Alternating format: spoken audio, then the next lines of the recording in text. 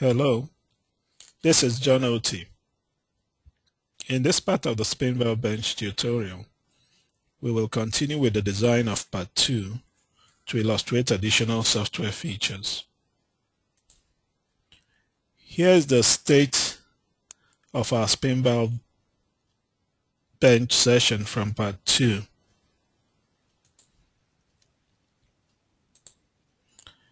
This is a granular thin film design that was subjected to an externally applied fill.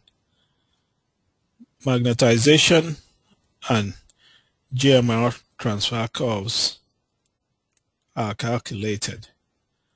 The solution states were recorded. Right-clicking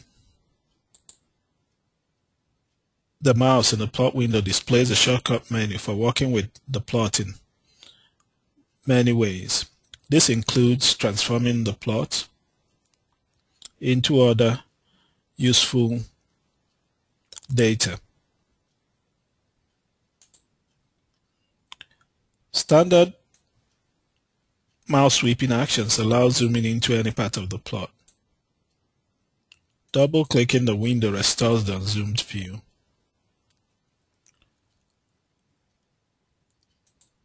Let us play back the recorded calculation. In the recording and playback node, let us jump to a convenient playback frame by clicking this button.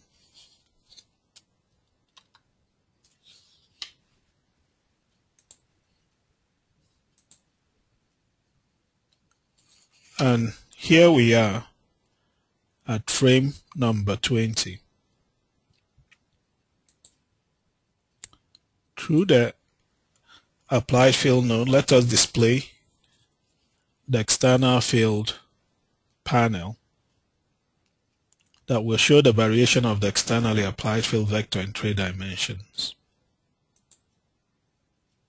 Here is the external field panel. Let's move it to a convenient location. There. Let us play back the calculation for a while.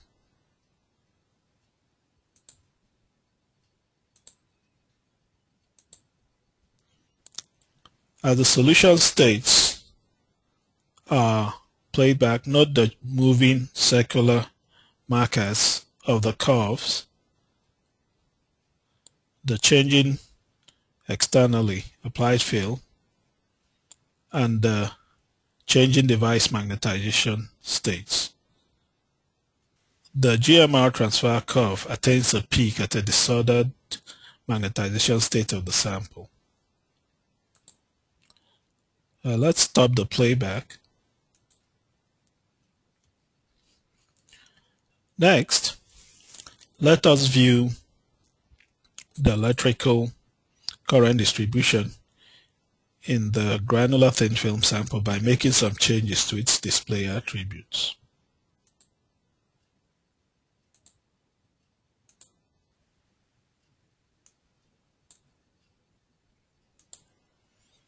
There. In the system view window, these blue arrows represent the current density vectors. Again, let us revert back to the former attributes.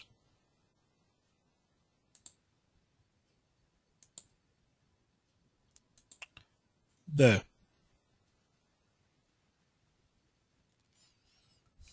In the system view window, let us right-click the granular thin film component and let us select Vector Map from the shortcut menu.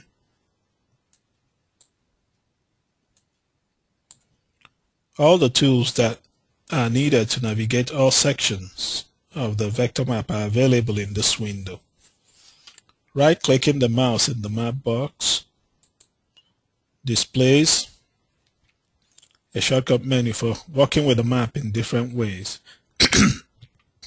This includes generating the vector maps of several interesting physical quantities, as well as accomplishing various differential vector transformation of maps.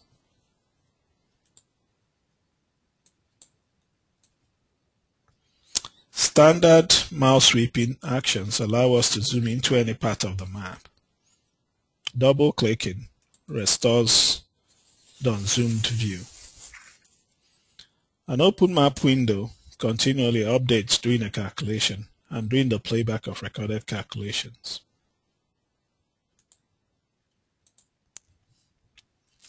Let us now add magnetic shield components to the design.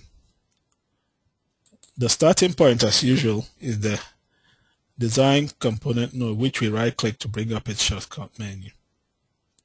Here, we can now add shield components individually by clicking Add Shield. We may also use the Shield Assistant to surround our design with one of several possible shield configurations. Let us try it.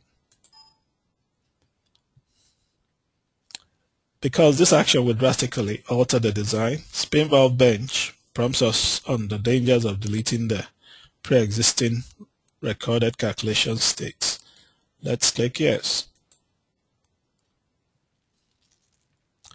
Here's the Shield Assistant. In this box, we may select one of several shield configuration styles for our design. A graphical illustration of the selected style is shown in this box. A short synopsis is given in this box at the bottom. Let us select the first style. We select a shield component to edit at this frame here at the top.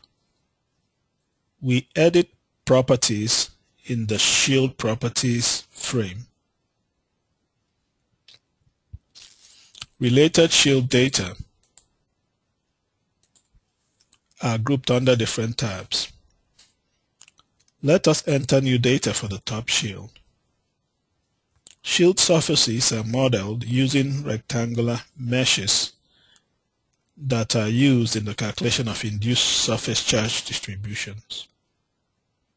Under the Geometry tab, we enter a mesh grid dimension right here, and the shield separation from the top of the device right here.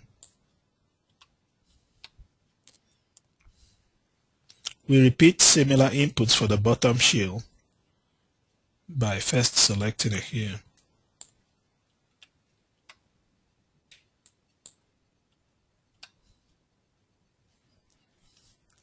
Let us accept these changes and close this dialog box by clicking the Apply button. As you can see in the control window, new subnodes are now available for the top and bottom shield components. We can edit them further here in the control window if we so desire. We also see the new components now drawn in the System View window. Let's quickly change to the front view.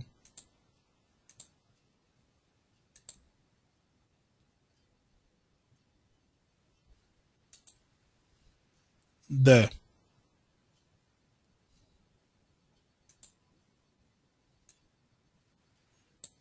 Selections in this box allow us to view the design components individually.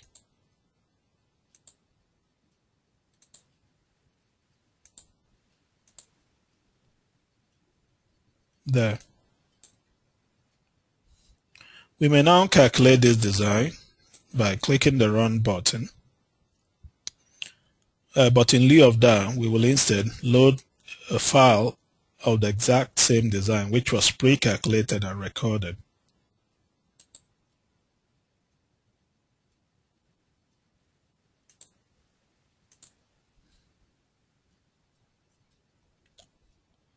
And there we are.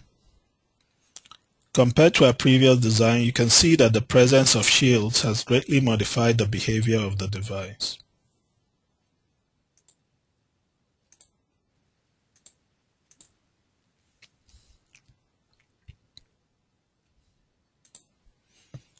At the recording and playback node, let us jump to a convenient playback frame.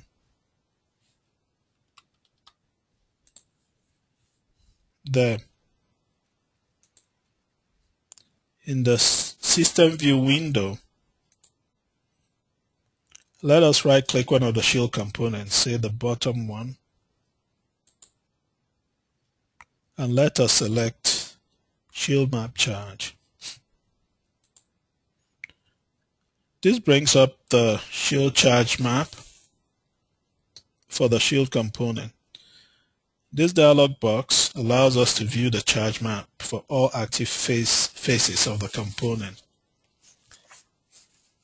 This window has similar functionalities as we saw previously in the case of the vector map window.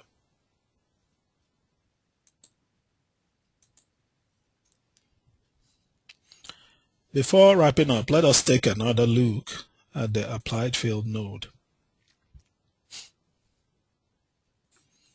Here we previously defined external fields acting uniformly on the device.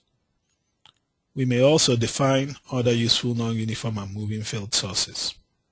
Here, to do so, we first check this box and then click the Edit button to display the Media Source Editor.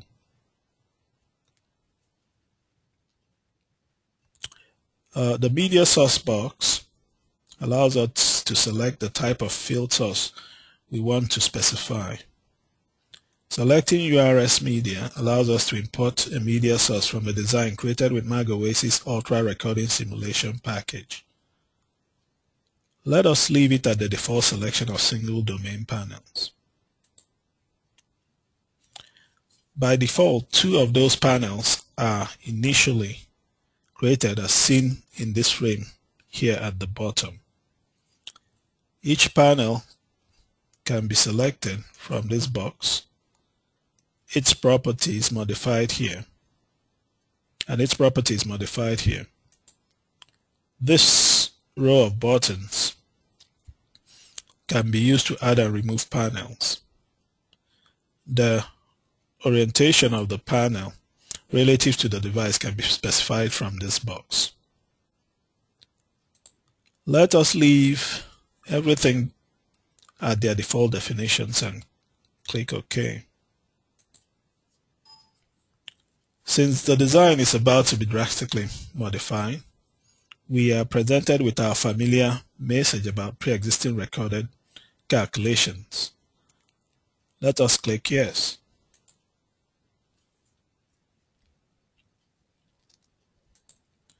Here in the System View window, we see the single domain panels added.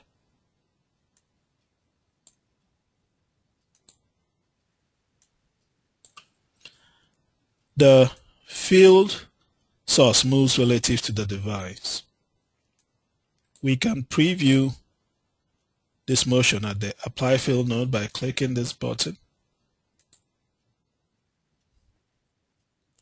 And you can see the panel moving relative to the device. We can make further changes to the field source by clicking the Edit button. And as usual, we can now calculate the new design by clicking the Run button. With that, we come to the end of part 3 of the SpinValve Bench tutorial. Here is a recap of what we learned in this part. Hopefully, we have given you a good feel of SpinValve Bench in these tutorials.